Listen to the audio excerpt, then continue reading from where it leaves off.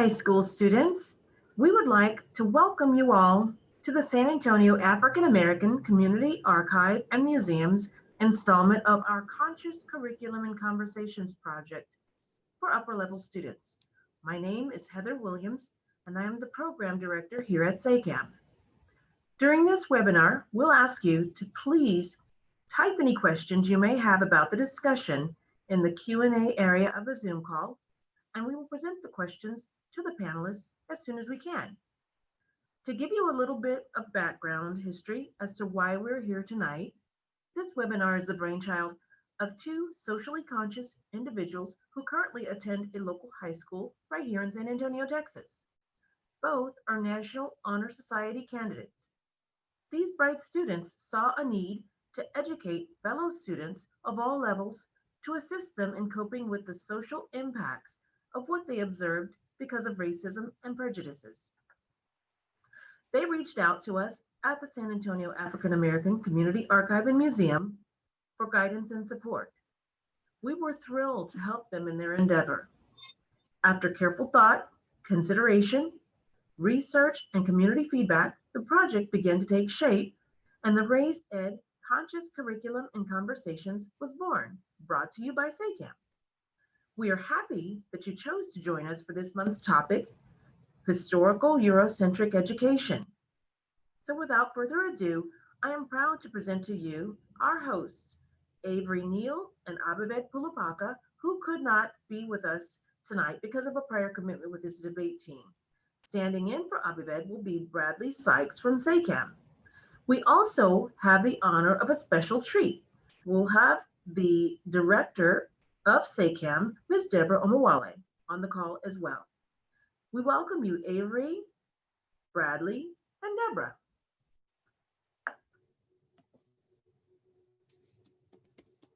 Good evening, everybody.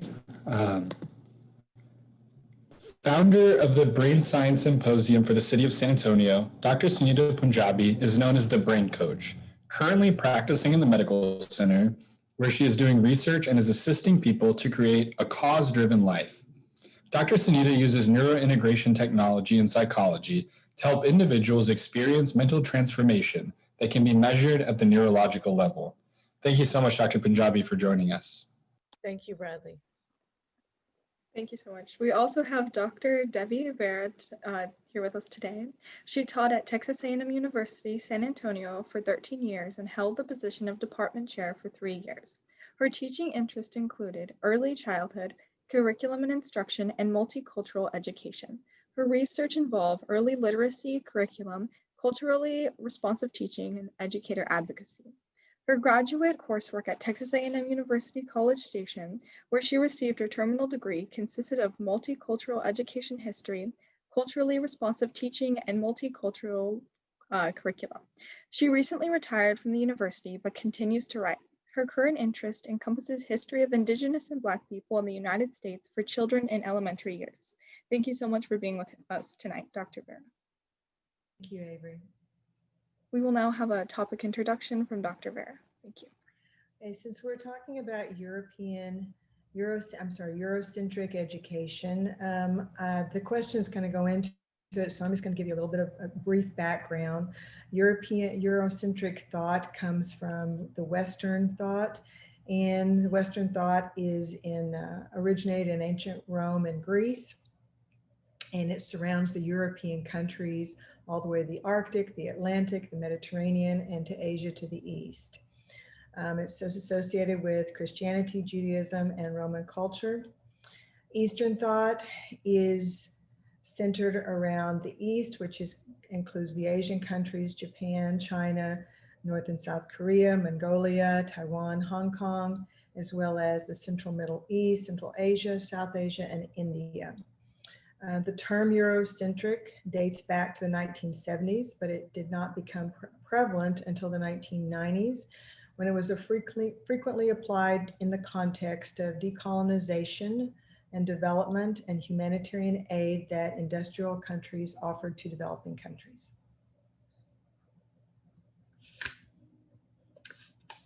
Thank you.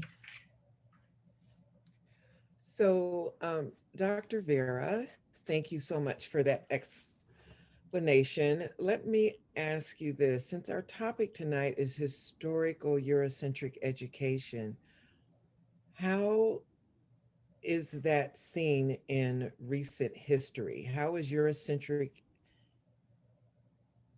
how has that been manifested in recent history? Can you give us some examples of that? Well, it's been manifested in many ways, but it's primarily manifested through a culture that's been developed, historic culture that's been developed from the white supremacy culture. However, it's really refers to the white supremacy, refers to the dominant, unquestioned standards of behavior and ways of functioning of the institutions of the United States. So there's many forms of racism that have been manifested through that, such as institutional, cultural, structural, systemic racism, and unconscious bias. So when I think about growing up, and I grew up in Columbus, Ohio, right, of all places. And in front of our state building, there's this statue, of course, of Christopher Columbus. And when I think about what we learned about Christopher Columbus, okay, 100 years ago, I'll say, it was that he discovered America. And the reason why we call Native Americans Indians is because, oh my, he thought he was in India. So would you say that that is an example of Eurocentric education? I would say Or is that that just it a is, lie? yeah, it's a lie. Sorry. It's a lie. It's a myth. It's a myth that something has been discovered, because something couldn't have been discovered because it was already inhabited by the indigenous people. So that is definitely a myth. Okay. And is that a way that well, you know what? I'm not going to ask that question. I'll leave that. I think the next question is, Bradley, are you going to ask Dr. Punjabi her question? So Dr. Vera, you just talked about, how white supremacy manifests itself in Eurocentric education. And so just on that, I have a question for Dr. Punjabi. Is there a biological or psychological basis for this notion of white supremacy? There is. I don't know if you can hear me. One thing that happens from a minority perspective or from an Asian perspective, we allow this to continue and we accept Eurocentrism because we want to fit in. There's a natural human need. If we look at Maslow's hierarchy of human needs, we want to be part of the collective. And there's actually safety in a way in it. And it's so pervasive. I wanted to make sure that everyone that listens, as an immigrant, I remember wanting so badly to look like all the other kids in the school. Now in San Antonio, if you are Asian or you are a brown color, you might fit in more, but outside of San Antonio, it's not like that. I want you to be aware that our cultures, our Asian cultures, we pay a lot of money to get our skin bleached because we want to fit in. It's pervasive. It's not even like talked about, it's understood. The whiter you are, the holier you are in India. The higher castes in India were whiter individuals. And if you were a high caste, but you were dark, you were an exception because, well, your family came from money, but, so there's a saying. And when I was young, my mother would tell me, if you're dark, you can get away if you're a higher caste. So, that is economic discrimination, that is color discrimination. So it taints how we experience life. And it all started with just this need to kind of be like everybody else. And just a kind of a follow-up, just to clarify my question, is there an actual biological, like what's the biological reason for race? Is there a difference between people of races beyond just their physical appearance from like a biological standpoint. Yes, there's actually a need for us to herd together. So in cultures, and this is not just true of one culture, but like Indians the parents want their kids to marry other Indians, and you'll see this. It's a survival mentality that causes us to think this way. And with colonization and with supremacists, well, we'll talk about that, they're also having a herd mentality, and they're trying to preserve their culture in a way. And that's why colonization happened in the first place. Yes, it is a Thank you. biological, right. Thank you, Dr. Punjabi. Our next question is for Dr. Vera. Dr. Vera, we see that there is an idolization of certain white people in the sense that they are objectively good. What can we do to deconstruct that notion? I'll just tell you how I deconstructed it, because I was really, my schooling was more Eurocentric education. So I was looking at that mainstream and more of a mainstream curriculum. And unfortunately, it wasn't until my doctoral studies that I really understood what real history was. But I think that I deconstructed it by understanding it through the lens of the immigrants and indigenous authors. Specifically, I read Ronald Takaki's book, A Different Mirror, A History of Multicultural America, okay, which is but understanding those histories, the actual history that happened, and from a different lens than I had seen it before, helped me to deconstruct it. Currently, or I've just recently been reading Isabel Wilkerson's books, Cast, and she had another book, The Warmth of Other Suns. I've been working on some stuff with Rose Dunbar Ortiz. She writes 2 books. There's one that's actually for middle school, high schoolers, and that it is an Indigenous Peoples History of the United States. And it goes into great detail about everything that happened to the Indigenous people that these objectively good white guys did, and even about the laws and about what the presidents did. So it really deconstructs, for me, it deconstructed all the hoopla we heard about statues and stuff to understand, because you don't really understand the real story behind the statue.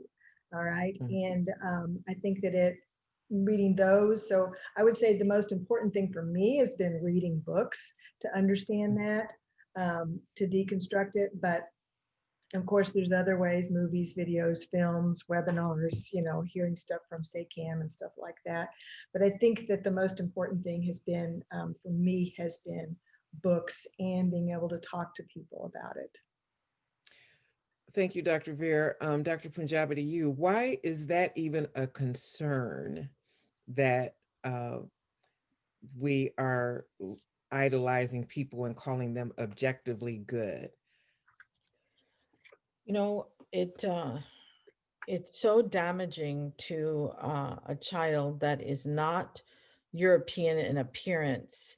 And the concern is that a child or a young person that is not Caucasian in appearance feels a need to be something other than themselves. And this causes a huge identity issue. And there's actually a whole field of study, and it's called ABCD, American Born Confused Desi. And it's ABCD, and that means American. Desi is the Indian word for another Indian. So there's this generation, and it's not just Indian. You can see this where identity, who am I? Because there's a need to fit in. And the concern is that we, as minorities or as individuals of academic study, or people that influence what is happening in our world, as leaders, we need to know that the message in our textbooks, if you look at European history, if you look at a history book, they talk about the Romans and how they were the intellectuals and led theology and science and Socrates, like Dr. Vera said. But is it mentioned anywhere that in Pakistan, during the time that in North America there were basically prehistoric man, there was a civilization with underground plumbing. They had an economic system. It's called Mohenjo-daro, which means the door of death. They don't know how this population just died, but it's very well documented. Well, the books are never written from that perspective. They're written from a Roman Catholic perspective or from a European perspective. And as a child who grew up in the 70s from a different country, I didn't even get that this message was being conveyed to me until later on. I wanted to be so white, and I spent money on straightening my hair and lightening my hair, because the message to me was the more European I looked, the prettier I was, the easier it would be to marry me off, right? And this is true. So that's the concern, is that our children are getting the message that we need to look like someone else and act like someone else. Okay, Thank our you, next Dr. question. Oh, sorry. Our next question. Yeah, sorry. Is oftentimes with movements of change, we have seen institutions co-opt forms of change, and eventually people settle with the way things are. How do we ensure that when trying to find the truth about history, that this movement does not get co-opted? Are you asking me, Avery? This is to Dr. Vera. Yes. Okay, so I would say that there's a couple of different things that you can do. The first thing is you really have to develop, the most important is to talk to your family, all right? If you're gonna work on a movement of change, you need to talk with your family so your family understands what's going on, okay? So beyond that, once you do that, you need to make a plan, all right, an action plan, and you need to have goals, specific goals that are clear, concise, have a timeline on them so that you understand exactly how you're gonna meet those goals. When you get your group formed, you need to make sure that that you've got a commitment from all the group and a commitment from a leader. You need to make sure that your group involves members of the community. If you're doing it at school, it needs to involve people in school, whether it's people in clubs or teachers or principals. Okay, so you need to involve these people. And you also need to have, all right, so if it's something historical, you need to look at the culture, the race, whatever racial tensions that you might be exploring, and to understand the race of that geographical area. If you're talking about school, then it's that district area. If you're talking about a community, you need to understand that. And many of these things will help you. Another thing is the action plan. If you're going to make the action plan sometime either culminating or starting with a certain event like MLK or some other community event where you can get people involved, that will help. And then most importantly, I think that you have to have some way to communicate your findings, and that keeps everybody on track so it's not going to get stalled in a committee or stopped or something like that, which would be communicate your findings, whether it's through email, whether it's through a newsletter, whether it's to the board member, whoever is in your group. But I think that will help. That will help to move your movements in the right direction. Thank you, Dr. Vera. I actually have a follow-up question for you.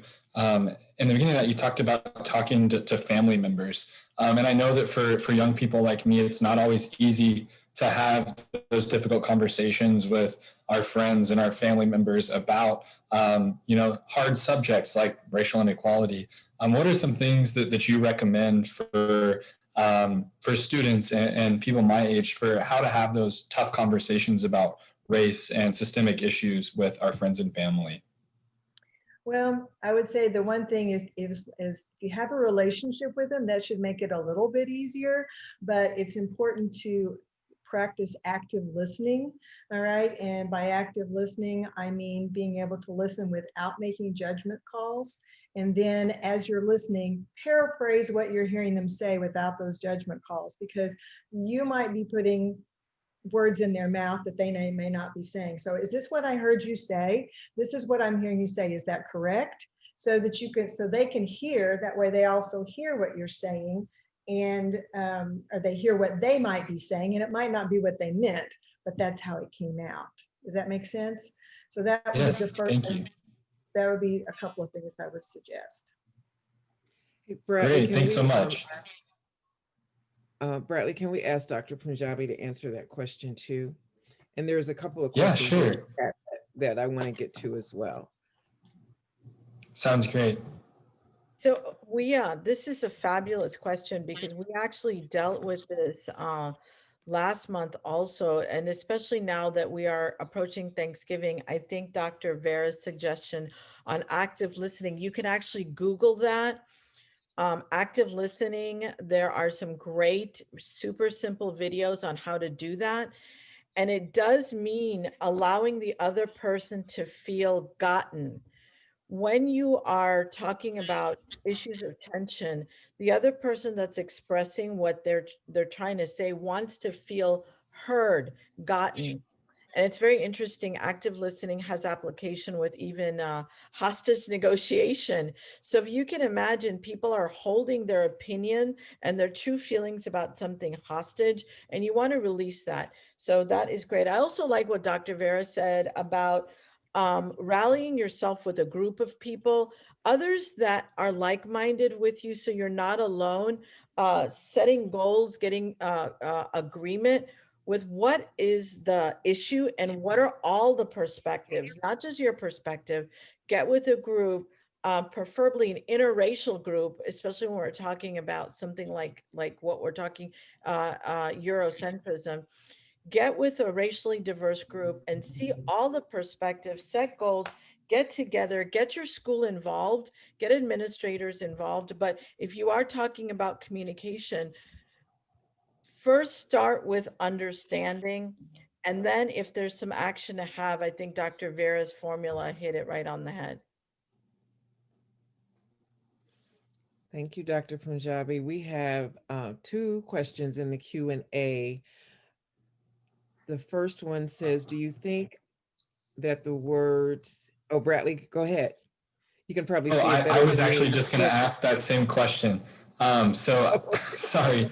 Dr. Vera, do you think that the words that they use to describe the actions of objectively good historical figures are damaging to our learning of history?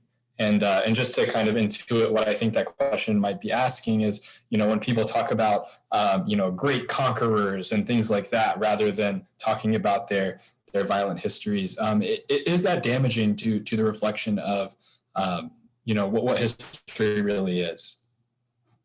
Well, I have really struggled with this and thought about it quite a bit, and I really don't think that it ruins the history or damages the history at all, because I think that you have to realize that everybody's going to make mistakes, and mistakes have been made in history. And I think that's part of how we learn about history, is realizing, oh, well, that probably wasn't a good choice. All right. And so we have to understand that. So I think that I don't look at it that way. I think that it's good to know what happens. I think that you just have to realize that it's not and I will say this from a European perspective, since I'm European descent, that you have to realize just because my group did this doesn't mean that I'm going to do that, because what I do is I learn from what someone else did, and I realize, okay, so this is how I'm going to do it differently, and this is how we should do it differently in the future. I hope that makes sense. Great. I have a follow-up question to that, Bradley. So I want to I want to make sure that I'm understanding that the words and that our listeners are understanding it's the words, not the deeds, but the words that we're using. Like even when Bradley used that, oh wow, well they were a conqueror. Well, in conquering, you destroyed people. So you destroyed communities, you destroyed families. So, or to that point, would the question be maybe, or would the thought be maybe to change the wording, but still keeping the history? Yeah, Or maybe expanding the definition of it. Okay, a conqueror does this. This is exactly what happened. right. Just a thought. Yeah, no, I agree with you. Yeah. Are we going to take that second question, Bradley or Avery? Yes. Okay. So this was a comment from Nora, and I'm so sorry if I'm butchering your name. But it says, I've noticed the same issue in Middle Eastern culture. And this was Dr. Punjabi when you were talking about colorism and the issue of people perceiving that white skin is better than dark skin. And so Nora says, I've received more than a few comments about how my skin is too dark for a girl and that I should stay inside to lighten up. And she says that I feel like this is a widespread issue in Asian Africa as well as and especially in the Middle East. So Dr. Punjabi, can you talk a little bit about colorism and how it's impacted you and those around you and how you kind of observe it in the world itself? Yeah, it really affected me more. Now that I'm older, I realize and I reflect on the desire to be whiter. And even my earrings, I will not wear earrings that are too ethnic because then it's considered kind of unprofessional. And it still happens today. I mean, it doesn't matter how much education or what you do. When my hair is straight, I'm told I look more professional and I look more put together than when my hair is ethnic and curly. So I think the thing to do is just to notice, when do you feel pressure on you to change your earrings or your hair or put on a foundation that is lighter in color. It's so pervasive in our culture, it almost is happening and we don't even know it. So what I would recommend that in the individual does is our natural state as human beings is to not to be uniquely ourselves, to be fully joyful. It makes no sense if you study the creatures on the planet. If you look at homeostasis, homeostasis is balance. So if you ever feel the need to change something to get off balance, that's when I would question. And it is subconscious. There's a lot of subconscious bias. And what does that mean? It's operating below the level of our awareness. I didn't, until my father sat with me and talked to me about what India and Pakistan brought to the table, the value. I don't know if it was true or not. Maybe my dad made it up, but he said that, Indians invented all this. And there's kind of some comedy around it. If you look, everything is Indian, right? Even Santa Claus is Indian. He wears a red suit, so that's got to be Indian. So and you see this in the Greek culture too, right? But the point is, and I'm sorry, I kind of got off the question, but I wanted to bring to the surface that it is in our culture to want to be someone else. And if you notice that it's wanting to be more European in your looks, straighter hair, lighter hair. And we looked at Miss Universe, for example. Miss India was Miss Universe 2000, in the year 2000. If you look at her, she's very light skinned. She is light colored eyes. So did I, in my life, many times lighten my hair? Yes. And why did I feel I needed to do that? I still pay every week to straighten my hair. So I know I was trying to put the name and I lost the question. I mean, I see the comment, and whoever that is that made that comment, please know you're not alone. And I'm older now, and I had no idea how much this had affected me and how ashamed I was of my brown skin and my curly wild hair. So find others that you can share this idea with. And don't just choose other Asian or Middle Eastern people, individuals. I think that person of Middle Eastern who made the Middle Eastern descendant. Look for others and you'll find them. You'll find other people that are Caucasian in appearance that will agree with you. And it's really about knowing that we're all from the same part of the world. They're all actually one. I'd also like to comment on this one because this kind of reminds me, because I'm half Caucasian and then I'm half Hispanic, or like exactly like Mexican. So I look like I have a very European complexion, whereas my sister has a very she has darker skin, she has thicker hair. And growing up, I'm very close with my mom's side of the family, which is the Mexican side. And with that, I was judged less as a kid, and she was definitely judged more. And it was very weird to see that she because she had darker skin, she was not necessarily treated extremely differently, but people would make comments like if she tanned, like it would be a problem, not like a big one, but people would comment on it, like maybe like the comment said, maybe you should stay inside. And same thing with my aunt, like that. It's the same thing there, and it's like it's changed over time, but and it's just it was such a weird thing growing up, because I always thought, I was like, my sister's gorgeous, she's beautiful. I was like, she's prettier than me. But to see like my grandma say things like that, I was so confused. I was like, why? I didn't get it. So like now to hear it, now growing up and hearing this, it's like I'm understanding it more. I'm seeing like the backstory to it, why people see it this way.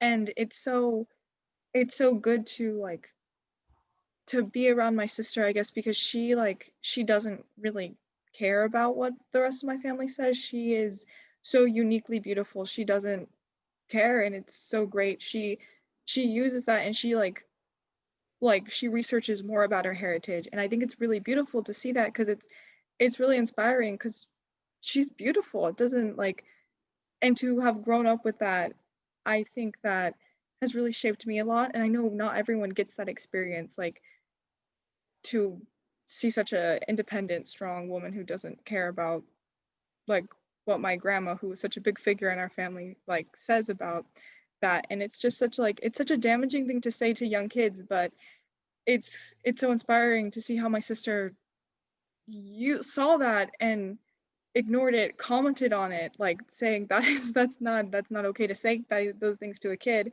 and how she's further, because of that, gone into her heritage and really grown into just this amazing person who's just so beautiful. So yeah, it's everywhere.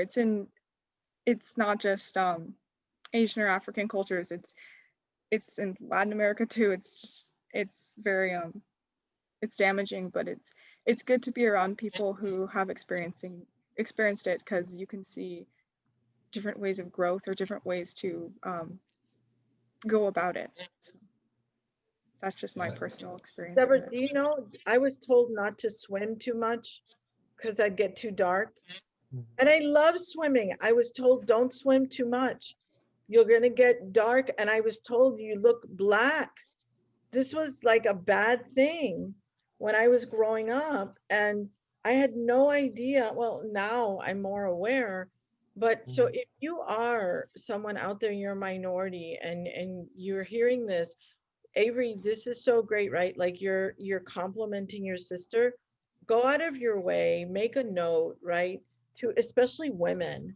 I think as women, it's more pressure on us to look a different way, to look more European. Well, thank you both so much for answering that question and talking about that. There's actually a question from our last session that I think ties in perfectly to this, Dr. Vera, if you don't mind. So, we're talking about colorism and this perception of people of color and different cultures in America. How have Eurocentric narratives kind of played into that? Well, Eurocentric narratives have played into that because they have developed those stereotypes and biases, I think. Through that, there's been a lot of, there's an unconscious bias if we're seeing a lot of images on media that people are getting, and those unconscious biases are playing into stereotypes and biases that we display to other people. And I think that that's probably one of the biggest areas that I see as far as how that Eurocentric narrative has played into it. Thank you. I'm going to move into how we got here today. So, as you heard from our program director, Heather Williams, Avery and her friend Abivet came to us after watching the murder of George Floyd on TV. And some people don't realize that the Black Lives Matter movement started well before the murder of George Floyd. But now with the activism, and I think because we were in a position where everyone was glued to the TV, we didn't have anything else to do. We didn't have anywhere to go. So you got to see that 8 minutes and some odd seconds of that murder. And you got to hear about Breonna Taylor and say her name, and everyone heard it. It wasn't something you could turn away from. But again, this is not new activism. However, it has spurred a conversation all across the nation about what do we do about this. Corporations are now hosting diversity and inclusion training. We're having this conversation just all across the country. It has really spurred some activism for it has spurred things to change. My question is, how can we make sure that this is just not the flavor of the day? How can we do our part to keep the narrative to be more real and not so colored toward Eurocentrism? That's for Dr. Vera. Oh, okay. All right. So, yeah. All right. So, how can we make this more more That's real? Yes. Making it more of a real thing. Well, I will say that I think that we have to make sure that we've got, as far as who we're with, we've got to make sure they're in 100% and that they're not just doing this for personal gain. Okay, so in other words, people that are doing the Black Lives Movement, marching or protest, and they really don't understand, or they really haven't realized their own privileges that they might have come in with. So I think that helps but to make it more real beyond that, I think that I think these conversations like you're having have to happen, and they have to happen not just with us here, but they have to happen in small groups. I know that's why we're doing this right now as we are, but it would be much better if it was a small group where that we're all talking about this, and we can understand and we can plan and figure out how we want to move forward with this. What we should do, getting involved, whether it's locally with the city or with our own schools, with our own friends, finding friends that we can work together, that we share a common ideal with. Is that kind of where you were going?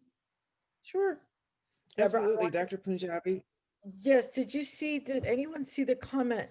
There was a beautiful comment from someone anonymous who said that she felt the same way about swimming or was told the same thing. You know how that made me feel? this is something we could do. So that person made the comment telling me, I get you. I went through that too. And that, can I tell you, that just made me feel like there's someone else out there. So that's a small way of starting to help this global issue that I really, it's timely, but I think it's time that we do take action. Deborah, I love you for bringing that. We need to take action. So one step is to say, I get it, and I feel like that too. One thing. The next thing, and Dr. Vera talked about this, find a group that you have a similar issue. Hold each other accountable, give each other permission, set a small goal, be part of the Martin Luther King walk that's coming up. Oh, I don't know how we're not even sure how we're going to do that exactly with COVID, right? It's virtual this year. It's going to be virtual this year. But being part of that, being part of taking a stand, don't just talk about it. I love what Deborah's asking the question, how do we not just make this something we did on a Monday night? How do we keep this alive? So I would love to hear from Avery and from Bradley. As young students, what has come across your desk or opportunity? Obviously you've done this, Avery. This was one of the things that you had started. Is there any other ideas that you have for high school students to take action? I love emails Dr. Vera mentioned, by the way. Yeah, I know like just general discussions are great. I have a lot of like friends who've not like really, who have it like they started out with like differing views. Like I'm very blessed to be in a family that supports like these like engaging conversations that like about racism and to talk about like the privilege that I have. So because I think the first step is because I've talked to friends and talking is just such a big part of it. And I know with like social media now, it's so much easier to communicate or to like spread these ideas. And I know this sounds so odd, but there's an app called TikTok, and it's very like, there's like silly videos on it, but then there's like so many like educational videos about racism, and there's so many like Black creators on the app who have really like helped educate me in a weird way, if that makes sense. Like, but I know social media can also be like a problem, but in that aspect, it's helped. And I think I've seen a lot of people who have not fully changed their views, because I don't think social media can fully change. I think it needs to be a deeper inner kind of thing, like we discussed in the last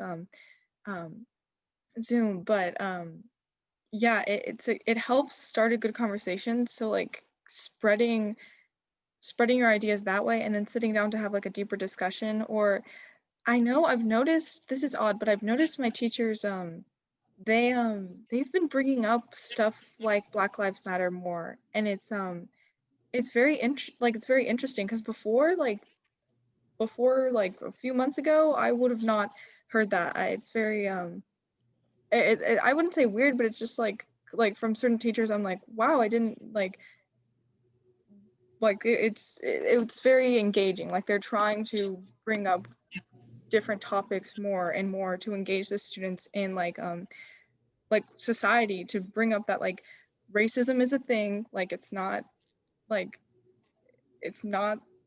maybe, it's a thing, it's for sure a thing. And to really discuss that, and to talk about like systemic racism, I've been hearing that a lot more in school, which is great. So I think talking about it is really a big part of it, and then it's spreading and spreading. So I know this was me and Abi's like big idea to do a race ed essay. I'm not sure, I can't really think about anything else right now, but really talking is what I recommend. But Yeah. other than that, I'm not sure. Educating yourself for sure is the biggest step. That is a must do. So that's my input on that.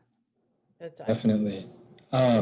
Yeah, no, definitely. I agree with you, Avery. I've noticed, I'm in college, But I've noticed much more recently that there have been a lot more conversations led by faculty members at my university and my fellow students and stuff like that, talking about these conversations about race and racism and how white privilege persists in our society.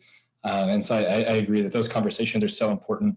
But I wanted to kind of circle back to what we were just talking about swimming and how Dr. Punjabi, how that was, hearing that somebody else had that experience was very meaningful to you. And I think that ties into something that we want to talk about representation and why it matters. And I see that. So I've got my younger siblings. They're seventh graders, and they're adopted, and they're Black, and they're both athletes. They both play volleyball.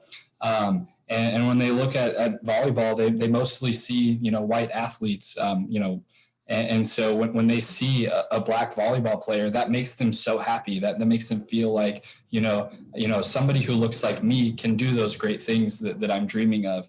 And so to kind of tie into a question for Dr. Vera, how does representation kind of deconstruct these Eurocentric norms, and is representation enough? Like what else do we have to do to make the world a more equitable place?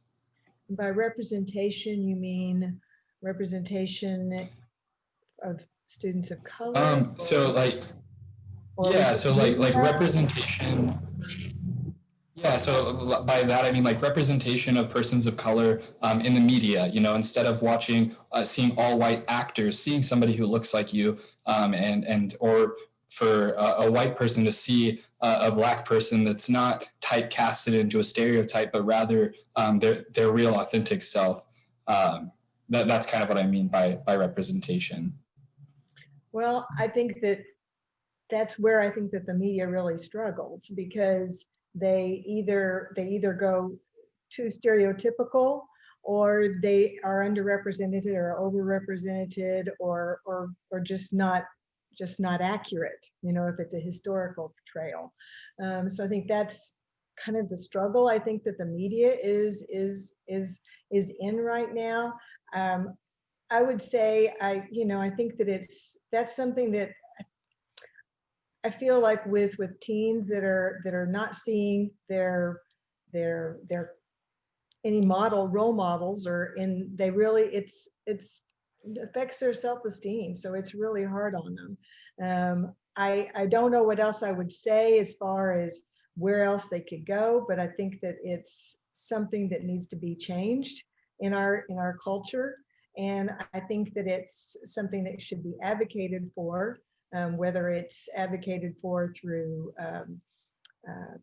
groups, through writing, through social media, through education, that you've got going on here at SACAM. Things like that would be the best way.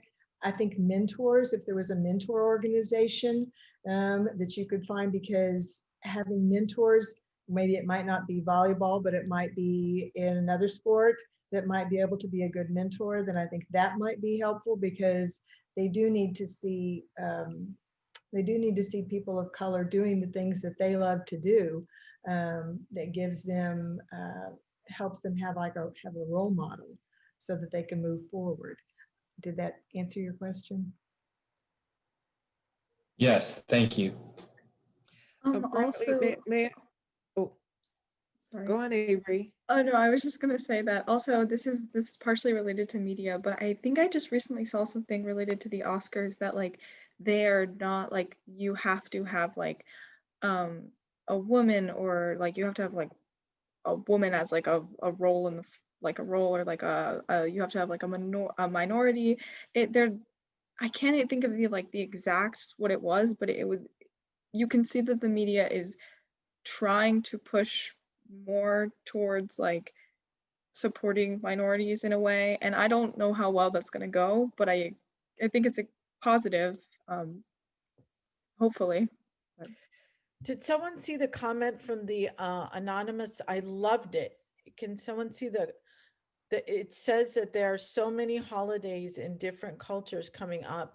Do you think if we encourage the education of those and push it into the mainstream of celebrations others than just Christmas. That would be an effective way for us to contribute. Yes. Yes, I would say so. I don't know who this is, but you're spot on. That's a simple, fun way. And if you can't do it because of COVID, can you get online and attend a celebration with a different culture? There's all kinds of groups that we could be part of. FaceTiming is really important, not just commenting. So you could see a face and they could see a face. Getting everybody to understand the value of integration and getting along and understanding a different perspective. And you could actually be the role model for that. You could be the one that starts something. So yes, I wanted to answer that question, or that comment was beautiful. Great. Definitely. And I actually have, so I had a teacher in elementary school, and this has stuck with me ever since. My class was very diverse, and there were lots of different holidays that were celebrated. And so my teacher made it a point that she told all of us that if you have a classmate who celebrates a certain holiday, then you're supposed to wish them a happy Hanukkah. You're supposed to ask them questions about it. You're supposed to, it's not just oh, you do that, well, I do this. Don't tell them about what you do. Ask them what they do. And then that's such a great way, especially for Christmas, for example. Most people know about Christmas, but I know very little about Hanukkah, and I didn't know anything at all until I asked, my Jewish friend how they celebrate and how they were going to spend their holidays. So I think that's a great point to whoever asked that or made that comment. I think that definitely learn more about what your peers are doing. Learn more. If there's a cultural festival for an event that you don't know anything about, go, try some good food, watch some, cool entertainment, and really learn, because that's really the only way that we can ever learn anything about other cultures, is by asking questions and seeking to experience that culture in some way. Yes. There's Bradley, also, that is so good. That goes back to a question we asked earlier about engaging. Know that in a world as big as ours, it's challenging that one person or one group of people did everything. It's challenging to believe that, right? So ask the question, well, wait, was there anyone else there? Or wait, how did they get there?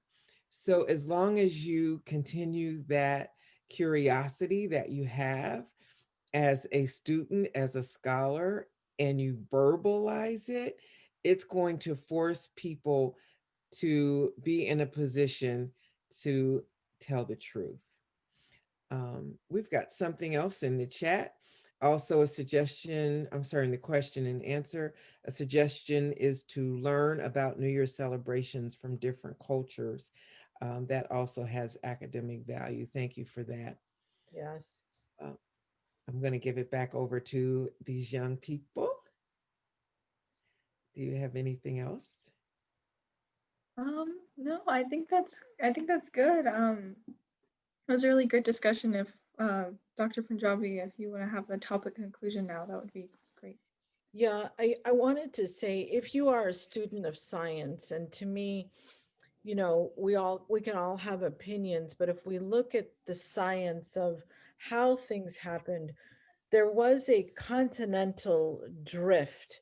We were actually on the planet. It was one big slab of land, and then it drifted apart: North America, South America, Asia, Africa. But if you look at, we were all one, and we were actually more a brown color originally. And if you study human beings and how we've developed and evolved, you'll notice that the people of color were actually became color to protect themselves from the sun, because of the temperature in those countries. But otherwise, we all looked like one. If you study the science of quantum physics now, you'll find out we're actually all part of one. We're all part of one cell. We're part of one development. We're part of one light, if you'll have it. So I think this season, as we come to the holidays, find the similarities and embrace your differences at the same time. I made that mistake. I want to be very honest. I, as a child, wanted to fit in when I first immigrated to this country. I even lied about my ethnicity. I told someone that I was of French descent. And I know I mentioned that in the other call. I wanted to mention, because I didn't understand. Don't do that. Embrace your difference and find where you are similar with all the people around you too. Thank you.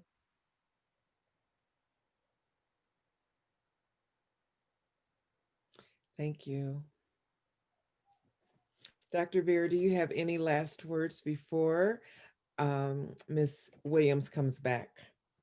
The only thing I would say is I think that the one thing that I've learned is as through the years in my experiences and the changes that I have gone through understanding the historic Eurocentric education is the knowledge we learn helps us to understand our culture and our origin.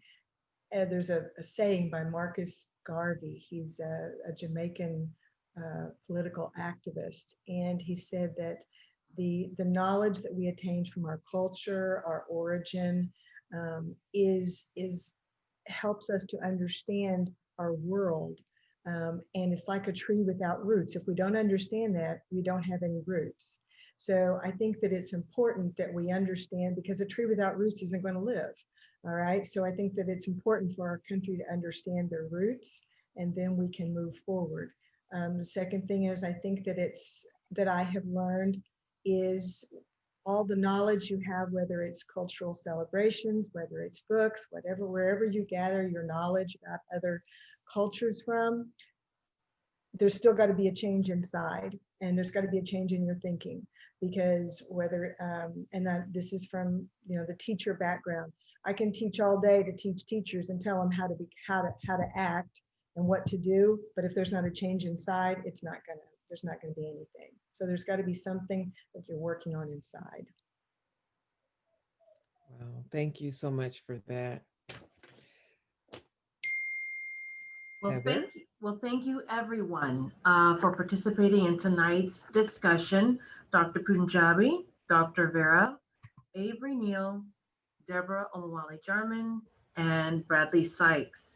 I think that we can all agree that the recurring theme tonight was the way to bring about acceptance and inclusion is by respecting and embracing our differences. And we can all be role models toward change.